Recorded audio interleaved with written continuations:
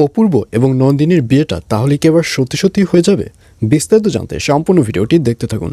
আসসালামু আলাইকুম প্রিয় দর্শক, সবার কি অবস্থা? হাজির হয়ে গেলাম দীপ্ত টিভির নিবেদিত ভালোবাসার আলো আঁধার নাটকের 242তম পর্বে কী সব ঘটতে চলছে তার অগ্রিম খবর নিয়ে।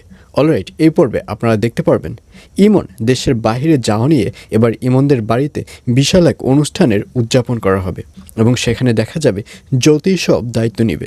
জ্যোতিকে দেখা যাবে সে বাড়িতে অনেক সুন্দর সুন্দর রান্নার আয়োজন করবে, অর্থাৎ ইমন যে যে রান্নাগুলো পছন্দ করে সেই সব রান্নাই করবে।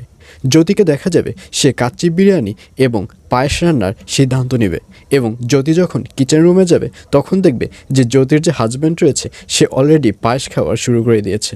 আর এটি দেখে জ্যোতি বলবে, কী ব্যাপার, আমি পায়েস তো ইমনের জন্য রান্না করছি। তখন জ্যোতির হাজব্যান্ড বলবে, আমি তো জানি সেটা, কিন্তু আমি টেস্ট করছিলাম যে চিনিটা ঠিকমতো হয়েছে কিনা। এই বলে জ্যোতির হাজব্যান্ডকে দেখা যাবে সে ওখানে বসে অনেক মজা করবে।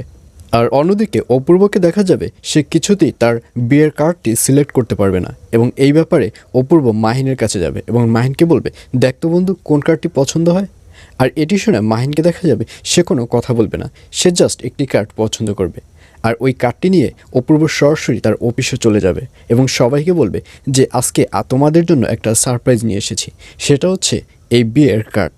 এই বিয়ের কার্ড দিয়ে আমি বিয়েটি উদযাপন করা শুরু করব। আর এই কথা শুনে অফিসের যে কলিগ রয়েছে হাসানকে দেখা যাবে সে অনেক বেশি খুশি হবে। হাসান বলবে, তাহলে এই ব্যাপার নিয়ে একটা ট্রিট হয়ে যাক, আমি শিওর যে আপনি এই উপলক্ষে একটা ট্রিট দিবেন। আর এই কথা শুনে অপূর্ব বলবে, হ্যাঁ নিশ্চয়ই আমি ট্রিট দেব, কোথায় খাবেন সেটা বলেন।